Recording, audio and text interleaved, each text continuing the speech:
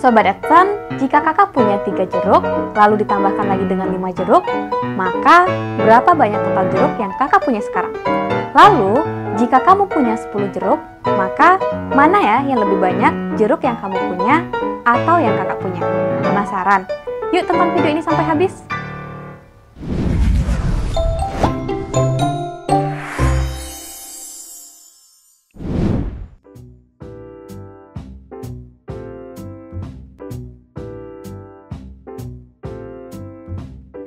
Sobat Edson, pada video sebelumnya kita sudah membahas mengenai struktur bilangan. Salah satu jenis bilangan yang kita kenal adalah bilangan bulat. Pada video ini, kakak akan membahas lebih lanjut mengenai operasi dan juga sifat-sifat pada bilangan bulat. Nah, kenapa sih kita harus memahami tentang bilangan bulat? Karena bilangan bulat sangat sering digunakan dalam kehidupan sehari-hari. Sebagai contoh, saat pengukuran suhu, penilaian ujian, bahkan untuk menghitung posisi dari kapal selam dan juga menghitung suatu keuntungan. Nah, di sini Sobat Edson pernah nggak sih mengukur suhu yang ada pada es krim dan juga pada air mendidih? Nah, suhu pada es krim itu bisa mencapai minus 15 derajat Celcius. Sementara untuk suhu air mendidih itu dapat mencapai 100 derajat Celcius. Di sini dapat kita lihat bahwa untuk es krim itu jauh lebih dingin dibandingkan air mendidih. Bahkan untuk air mendidih ketika kita pegang itu tangan kita bisa melepuh loh. Nah, sama halnya dengan bilangan bulat, untuk suhu dapat kita lihat lebih dingin dan lebih panas. Nah, bilangan bulat pun juga seperti itu. Dapat kita bandingkan lebih kecil atau lebih besar. Salah satu cara untuk membandingkan bilangan bulat dapat kita gunakan garis bilangan yang dapat dilihat pada layar ini. Nah, garis bilangan ini terdapat 2 jenis. Jenis yang pertama adalah yang ini, di mana pada garis yang mendatar ini, semakin ke kiri bilangannya, maka semakin kecil. Dan sebaliknya, semakin ke kanan, maka bilangannya semakin besar. Beda halnya jika garisnya tegak seperti yang ada di sini. Kalau semakin ke atas, itu artinya semakin tinggi, dan semakin ke bawah itu semakin rendah. Di sini dapat kita lihat bahwa bilangan negatif selalu lebih kecil dibandingkan bilangan positif. Berdasarkan pernyataan sebelumnya, kita tahu bahwa 2 bilangan bulat dapat kita bandingkan. Berikut notasi yang digunakan dalam perbandingan bilangan bulat. Yang pertama, ada tanda yang ini, itu menyatakan lebih besar, dan sebaliknya, tanda ini menyatakan lebih kecil. Nah, jika ada garis di bawahnya, berarti menyatakan lebih besar sama dengan. Jadi, untuk yang tanda lebih kecil, jika ditambah garis di bawahnya, itu menyatakan lebih kecil sama dengan.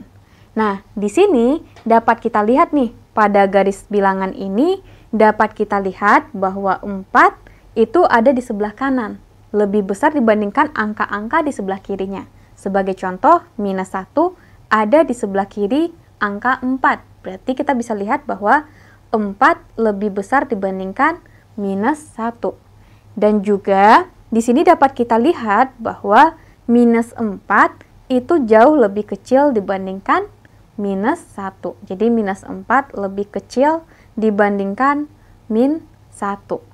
Nah, di sini kita bisa melihat bahwa tidak selalu kalau semisalkan angka yang di kanan lebih besar dibandingkan yang kiri, itu bilangannya harus lebih besar. Sebagai contoh, 4 dan 1, 4 lebih besar dari 1.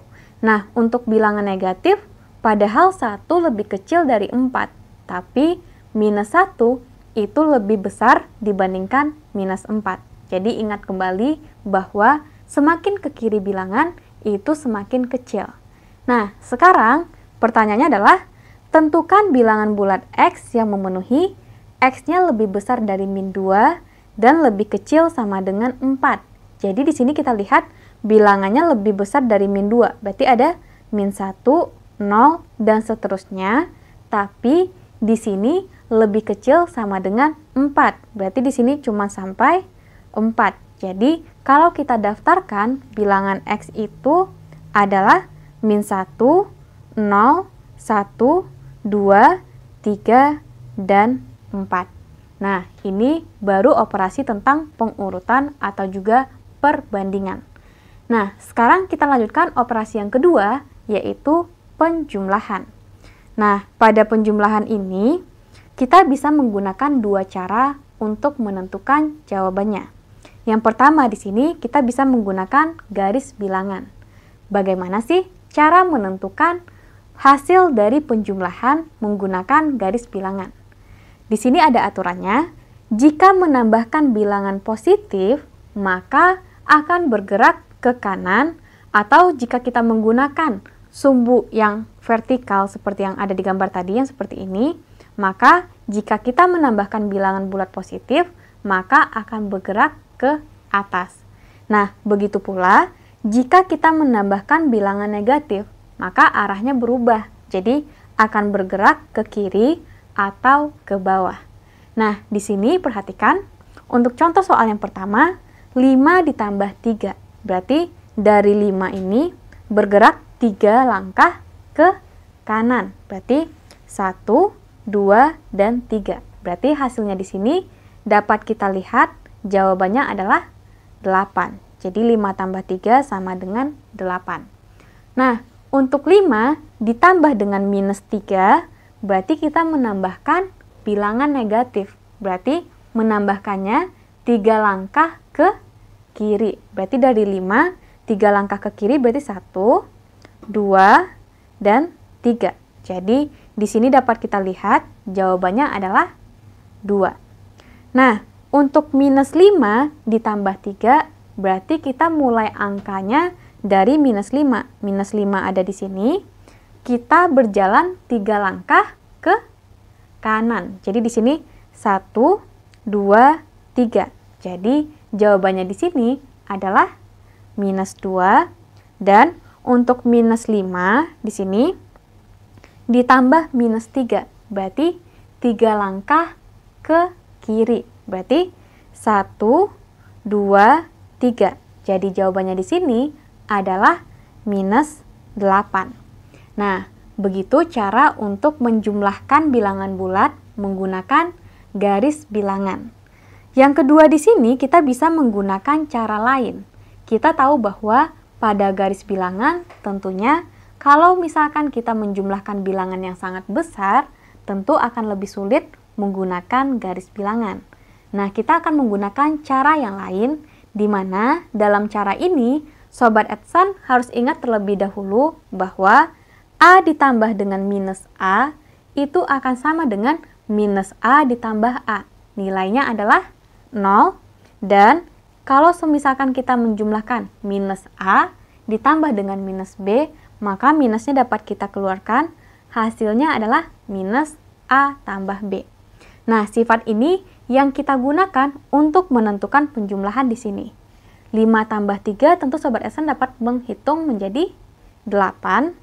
Nah, untuk 5 ditambah dengan minus 3, di sini Sobat Edson bisa mengubah si 5 ini menjadi penjumlahan yang mengandung angka 3. Jadi 5 itu sama dengan 2 ditambah dengan 3. Nah, di sini kita jumlahkan 5 ini dengan minus 3. Jadi di sini tambah dengan minus 3.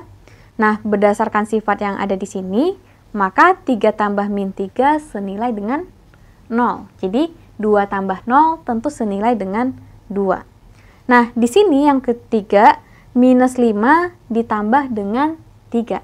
Yang kita ubah selalu yang angkanya lebih besar. Jadi di sini yang lebih besar 5 sama 3 itu adalah 5. Jadi minus 5-nya kita ubah menggunakan sifat yang ada di sini. Berarti minus 5 itu sama dengan minus 2 ditambah dengan minus 3. Nah, di sini jangan lupa minus 5 ini kita jumlahkan dengan 3. Berarti hasilnya adalah ditambah 3. Berarti menjadi minus 2 ditambah dengan 0. Minus 2 tambah 0 berarti menjadi min 2.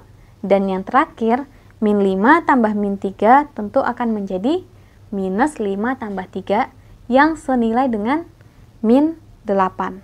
Jadi di sini Sobat Edson dapat melihat bahwa hasil yang diperoleh menggunakan cara ini tentu akan sama menggunakan garis bilangan. Sobat Edsan, selanjutnya kita bahas mengenai sifat-sifat penjumlahan pada bilangan bulat. Yang pertama adalah sifat tertutup. Artinya apa sih? Artinya, penjumlahan dua bilangan bulat selalu menghasilkan bilangan bulat. Dengan kata lain, jika A dan B sembarang bilangan bulat, maka A plus B juga bilangan bulat. Yang kedua adalah sifat komutatif. Artinya, penjumlahan pada bilangan bulat tidak memperhatikan urutan. Secara matematis, di sini dapat kita nyatakan sebagai A tambah B sama dengan B tambah A. Nah, untuk mempermudah ilustrasinya di sini, kita bisa misalkan A itu adalah si bilangan yang bulat-bulat ini, dan yang B-nya adalah yang segitiga ini. Nah, di sini, kalau kita menghitung jumlah benda dalam kotak ini, itu akan sama saja jika kita menjumlahkan 4 ditambah 3 dengan 3 ditambahkan dengan 4. Nah, sifat yang ketiga adalah sifat asosiatif. Nah, sifat asosiatif ini berarti terkait dengan pengelompokan. Dengan kata lain, A ditambah dengan B plus C, di mana B plus C dihitung terlebih dahulu, itu akan sama saja dengan A tambah B dihitung terlebih dahulu, lalu ditambahkan dengan C. Nah, untuk mempermudah, perhatikan ilustrasi berikut. Nah, di sini dapat kita lihat A-nya bernilai 3, jadi jumlah yang ada pada segitiga ini, dan B-nya adalah jumlah si bulatan ini, itu senilai dengan 4. Nah, kemudian C-nya itu adalah yang persegi di sini, jadi itu ada sebanyak 2. Nah, coba perhatikan, jika kita menghitung di sini, yang kita hitung adalah yang ini terlebih dahulu, lalu kita jumlahkan dengan 2 kotak terakhir, itu akan sama saja hasilnya dengan 3 ini ditambahkan dengan 6 anggota yang dihitung terlebih dahulu. Jadi di sini tidak masalah untuk menghitung bagian yang mana terlebih dahulu. Nah, sifat yang keempat adalah mempunyai identitas. Di sini akan berlaku bahwa untuk sembarang bilangan bulat A berlaku bahwa A tambah 0 itu akan sama dengan 0 tambah A yang senilai dengan A. Jadi 0 di sini merupakan identitas penjumlahan bilangan bulat. Yang terakhir adalah mempunyai inverse. Nah, inverse penjumlahan adalah bagian negatifnya. Jadi, A plus minus A itu akan sama dengan minus A ditambah A yang sama dengan 0. Jadi, minus A itu merupakan inverse penjumlahan dari A. Sobat Edsan, demikian pembahasan mengenai perbandingan dan juga penjumlahan bilangan bulat. Tentunya sekarang kalian sudah memahami mengenai sifat-sifat pada penjumlahan bilangan bulat. Jangan lupa belajar materi lainnya ya, belajarnya di edsan.id. Sampai jumpa lagi di video selanjutnya bersama Kak Sinta. Salam pintar, dadah!